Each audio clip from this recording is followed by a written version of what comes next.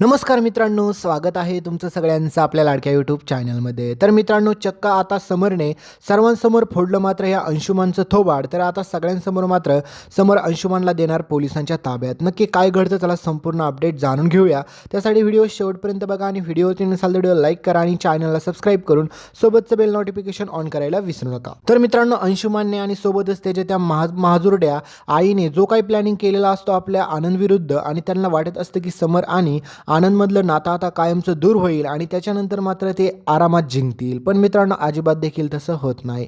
कारण की त्यांच्या नात्याच्यामध्ये उभी असते आपली स्वानंदी. कारण की स्वानंदीला माहीत असतं की काही जरी झालं ना तरी आनंदमधलं आणि समर राजवाड्यांमधलं मैत्रीचं नातं मी कधीच तुटू देणार नाही, हे स्वानंदीने ठामपणे निर्णय घेतलेला असतो. त्याच्यामुळे स्वानंदीला माहीत असतं की काही जरी झालं ना तरी मात्र ह्या सगळ्यांचा मी खरा चेहरा समर राजवाड्यांसमोर आणल्याशिवाय मी शांत अजिबात देखील बसणार नाही आहे. आणि आपली स्वानंदी त्याच प्रयत्नामध्ये लागलेली असते आणि सगळ्यात अगोदर पहिलं काम हे करते की आनंदला परत त्या ऑफिसमध्ये नोकरी मिळवून देते. म्हणजेच आनंद त्या ऑफिसमध्ये परत आता नोकरी करताना तुम्ही पुढे पाहाचाल. आणि मित्रांनो, सगळ्यात भयानक ही गोष्ट घडते म्हणजेच आपली स्वानंदी चक्क मात्र अंशुमानचा तर तिने कशाप्रकारे माज उतरवलाय तुम्ही पाहिलंच असेल. त्याला कुत्र्यासारखा आपल्या स्वानंदीने तुडवलेला देखील आहे.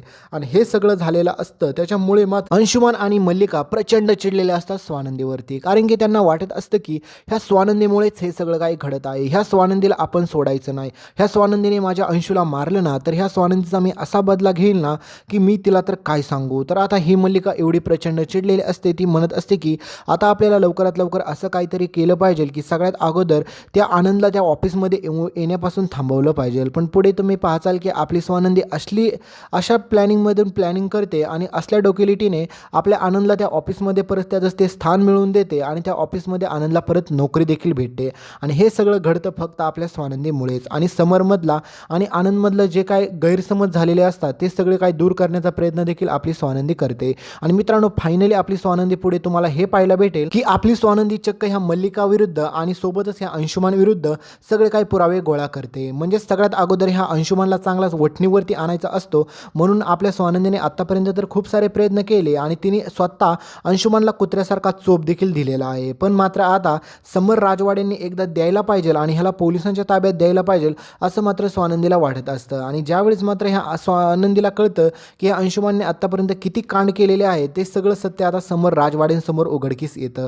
आणि स्वानंदी असे तसे नाही आणत, ते पुराव्यानिशी घेऊन येते. आणि त्यावेळेस मात्र मित्रांनो, सगळ्यात मोठा ट्विस्ट येताना तुम्हाला मालिकेत पुढे पाहायला भेटेल की मात्र आता सगळ्यात जास्त समरला धोका निर्माण होतो तो त्याच्या फॅमिलीपासूनच.